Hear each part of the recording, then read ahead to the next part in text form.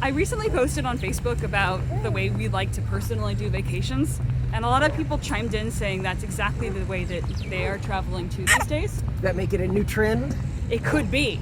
So, tell me, Malcolm, about this new potential travel trend and why it's so amazing.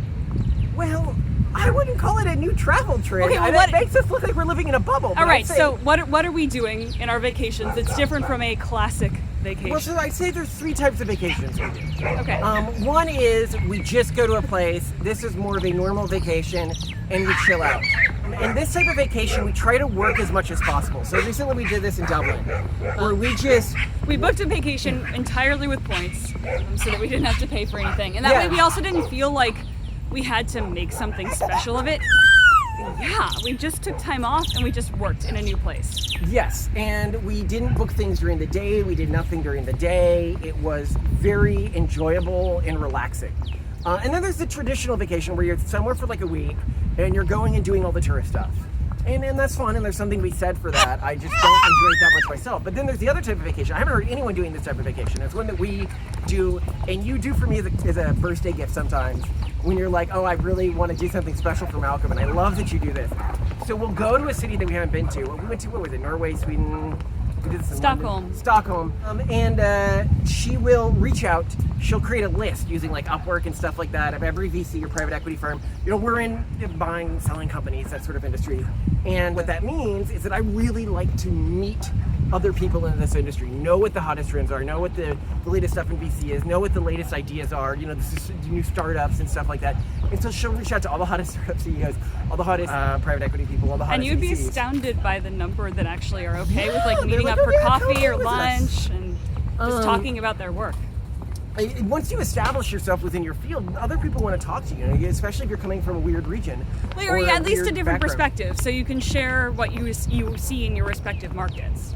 And so we would go and just meet with people, and so every day would be all meetings, but we came away with so much unique information about various markets, and I learned so much from those trips. And to me, they're the most valuable in terms of time expense versus what I get out of them. Okay, so the most valuable type of vacation, in your view, involves taking a certain number of days in a new city to meet with leaders in a field that is interesting to you, correct? Yes, and that you're either young, and you can say people won't respond to me. People will respond to you if one or two things are true. If you're young and you're uniquely passionate and knowledgeable about the field for your age. So like if you're in high school and you're doing this, you're actually probably going to get a lot of replies. Or if you're established in your field. You know, at the time I was director of strategy at the #1 VC for early stage investments in South Korea, and so I was able to use that. I had the Stanford Business School thing. I was able to use that. But there's a lot of ways you can twist what you're doing right now, because I don't actually think I'm that competent in the field, but I was able to use statements like that to get these meetings and learn more, which helped me do better within my career. Yeah, and it could be anything though. I mean, let's say that you're really into knitting. I mean, you could find people who have knitting groups or whatever. But then there's the third type of travel, which is, and we have some friends who are doing this now, which is like you spend a month in a place. Because more and more people are working from home. Like if you look at our company right now, we moved most of our US operations after buying the one we're running right now to work from home, and productivity increased 25%, like immediately.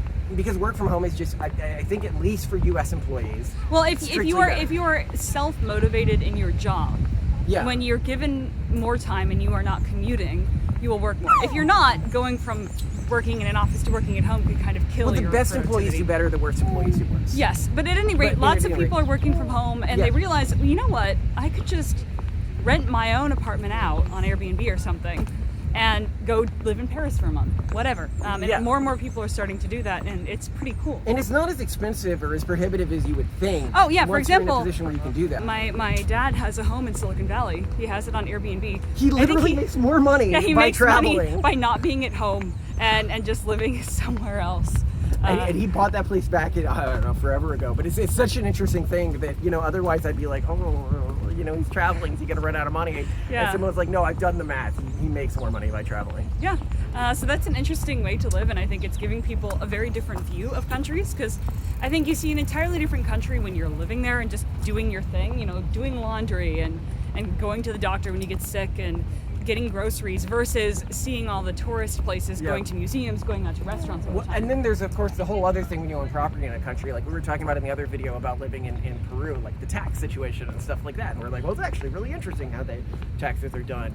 And that's a perspective that I would never get had I not lived here. Yeah, had you not been a property owner working and living in a country.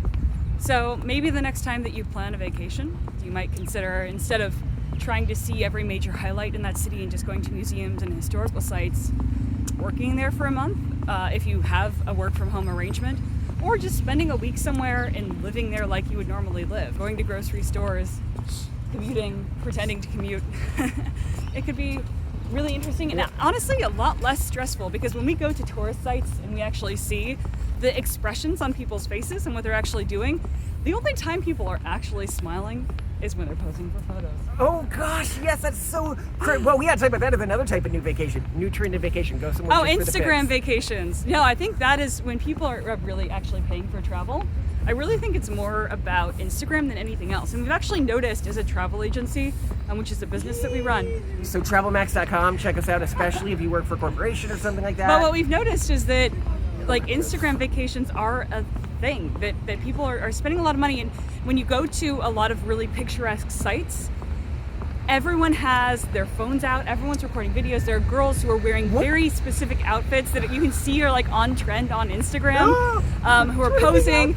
And it's just so weird because if you step back and take a picture of the entire crowd, I mean, you see that like there's a lot of memes like when you go to Coachella, and like someone takes like steps back and takes a picture of the crowd, every single person in the crowd is like taking a picture of themselves or taking a picture of their girlfriend who wants to be an Instagram model. And so I guess that is another important. What was the country we went to where there was like the garden that had specific that was in spaces? Morocco. That was in Morocco. Yeah. And I love that it was in English and Mandarin. It was like, we know who's doing the Instagram stuff. Yeah, and You guys are everyone in this nerds. one famous garden, because I think it was a garden associated with a famous fashion designer. It was all Instagram. So it's very interesting. Some places become famous as Instagram sites, and then that's where Speaking of Instagram sites, let's do a quick turn around here at the wonderful crepe shop by the ocean.